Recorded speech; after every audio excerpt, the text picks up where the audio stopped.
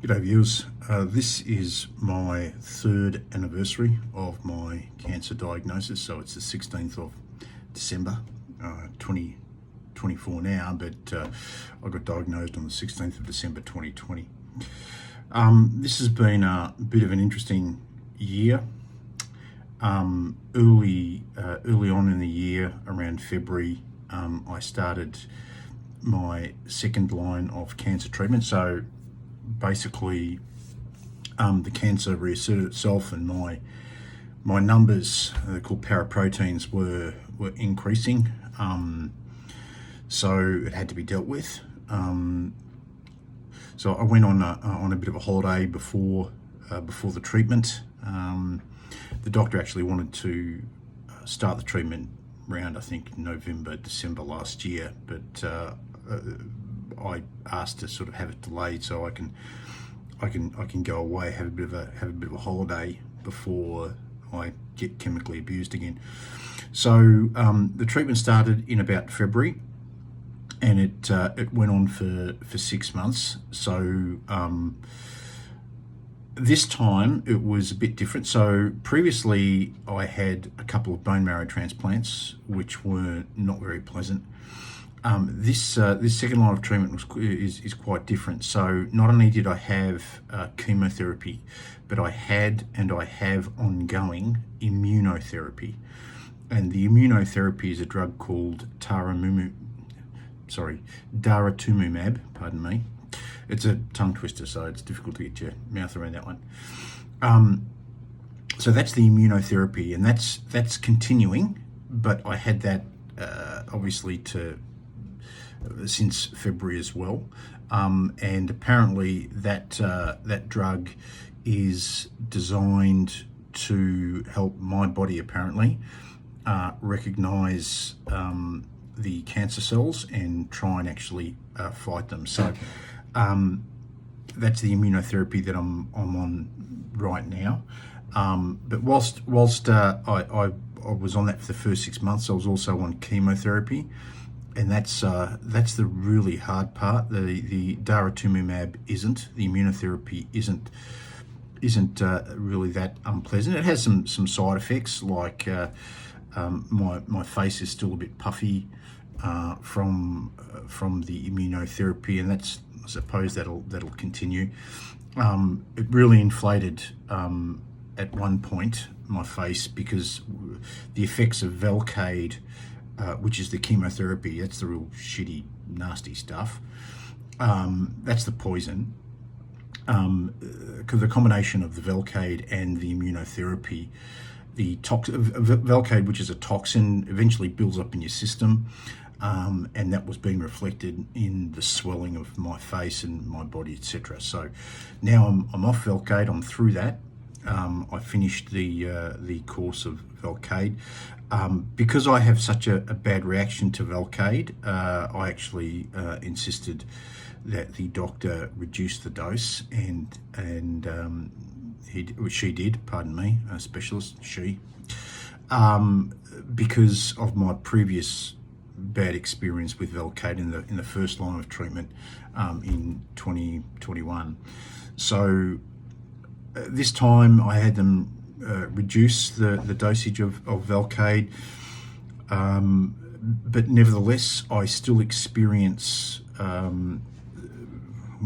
pretty nasty side effects, to be honest with you, from that Velcade. My body just does not like this drug, Velcade, and because of it, and I've mentioned this before, I'm sure, in the past, because of it, I've got a condition called peripheral neuropathy, and it's a disability. So basically, all these small nerve endings in my lower legs have been destroyed by this satanic drug called Velcade, and it's a real drama. It's a real nightmare. I'm in discomfort 24/7. I can't really wear shoes. A couple of days ago, I remember yesterday or the day before, I went and bought a pair of quite expensive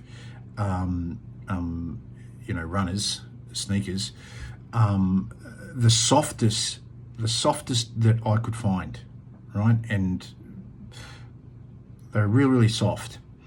But nevertheless, in those, my feet feel like they're on fire. I mean, I feel like it doesn't matter how soft the material is, I've got that nerve cell damage, and anything at all that comes in contact with my skin just sends impulses to my brain. You know, it just stimulates my brain, and it's just, it drives you mad. I mean, you can't, seriously, it is not something that a person who doesn't have it can imagine. And I'm feeding about that. It's no bullshit, right? So, I mean, I can describe it to you, but whatever your imagination is, I can assure you it is inadequate. You cannot get your head around this unless you actually have it. And it's just so uncomfortable. And every day I try and do 1 to 2 hours of cardio, whether it's walking or cycling, etc. Now, the cycling is actually much better. I don't experience really any discomfort when I'm cycling, and that's because my brain is so distracted from trying not to ride into the back of a bus that I just, the signals from my feet to my brain, I don't know, switched off or diverted or something. But when you walk, and walking is something that you can do on autopilot, and there's no danger to it, you know. When I walk, my feet are just, they're in so much discomfort. Look, to describe it, there's a couple of ways that I can do it. It's like, imagine if you had golf balls just permanently glued or fixed to your feet, and you had to walk on, say, 4 golf balls, right? It would not be a comfortable experience. Well, not that I've tried it, of course, but it would not be a comfortable experience. That's one way of perhaps describing it. Another way is, imagine taking your socks, right, and filling them with gravel. And you can't take your socks off. Everything you do, you've got gravel, a significant amount of gravel in your socks, right? You know, and it's all over your feet.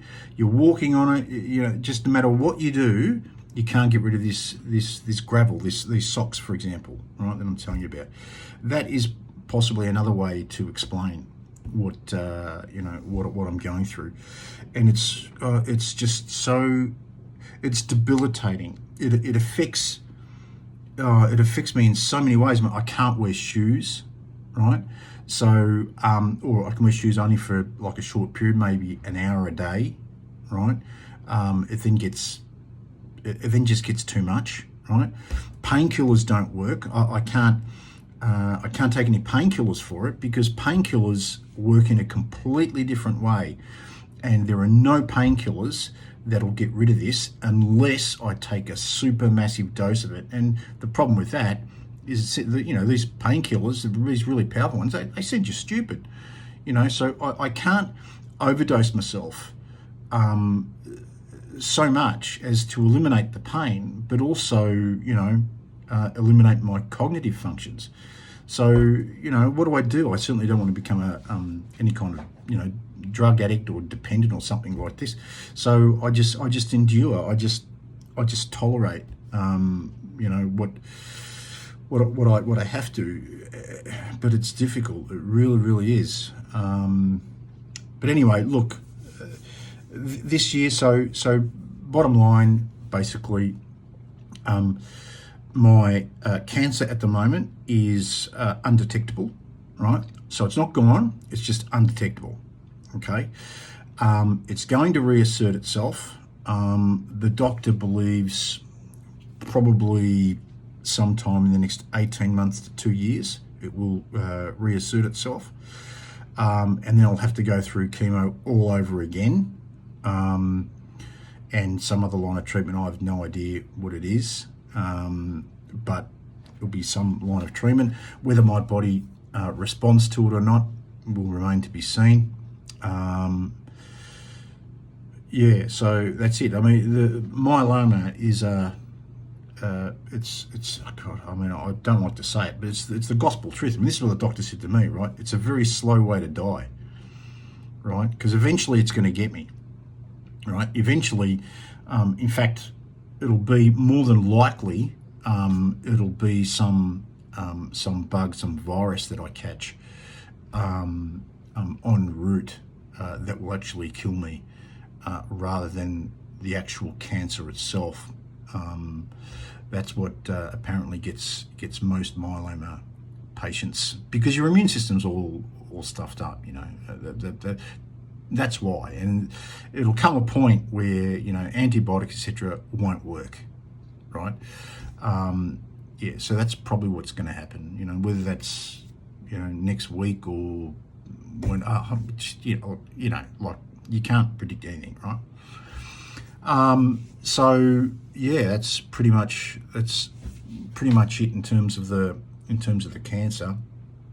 I'll just on that, I just want to emphasize, really, it just totally, it destroys your life. It not only your life, but the life of your family, right? Because when someone gets cancer, the entire family gets cancer, because you need that support.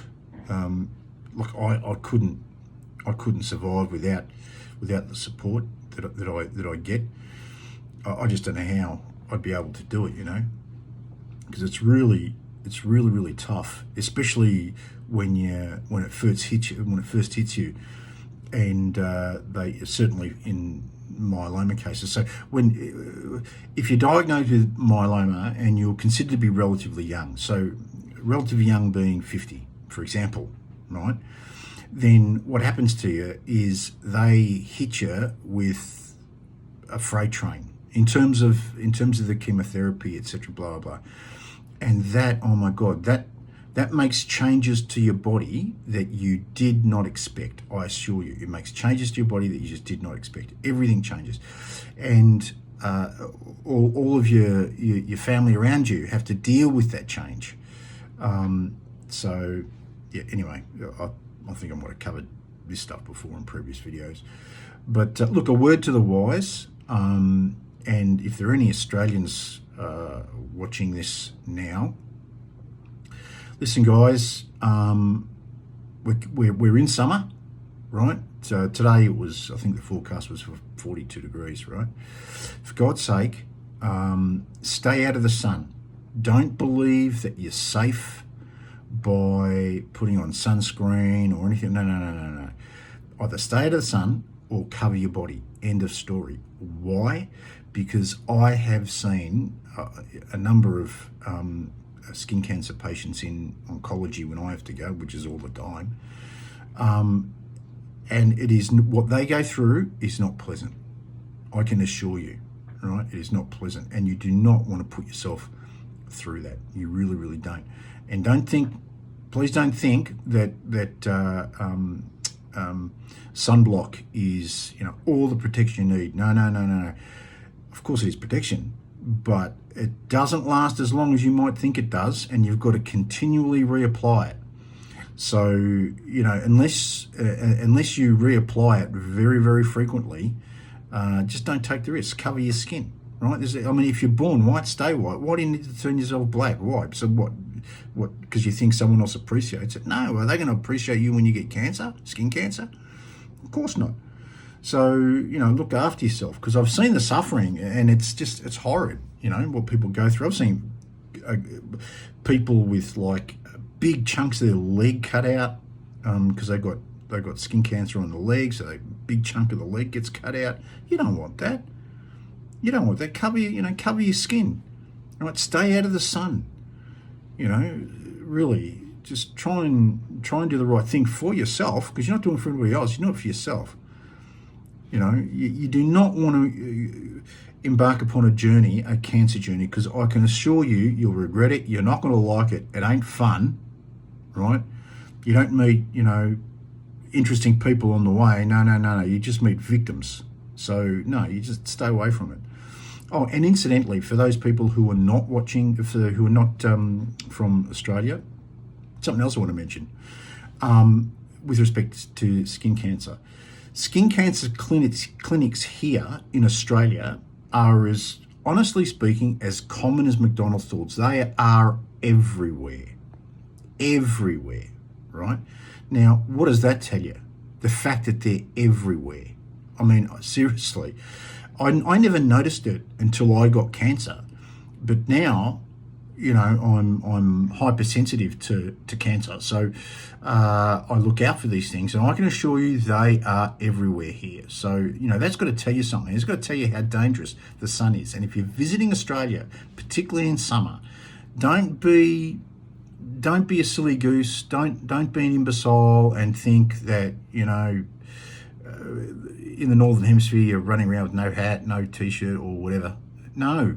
Oh, look, I've been in the Northern Hemisphere many times, right? And I can tell you for a fact the sun has completely different intensity in the Northern Hemisphere. I'm serious. Completely different intensity.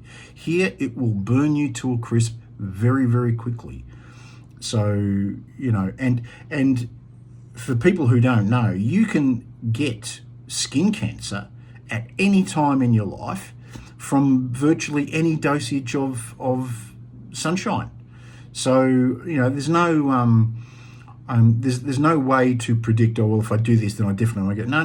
Yeah, it doesn't work like that, right? So really, you've got to be careful. Cancer, any form of cancer is not what you want. I can assure you, because you just get abused chemically with everything. Just so don't. All right. All right, viewers. Well, look, that's Rix Ramble for this year. Look, I hope you enjoyed listening to me. But it is Rix Ramble, so if you didn't, bad luck, right? And thanks to all the people that provide me thoughtful words, etc., for the struggle that I'm going through. I really appreciate it. I won't name any of you because I don't. You're probably shy. But I just want to thank everybody for doing their best to make me feel good. You know, and I really appreciate that. All right, guys, that's enough for me now. And unless something happens between now and the 16th of December 2025, unless something happens between now and then, I'll catch you in a year's time. Ciao. Bye-bye.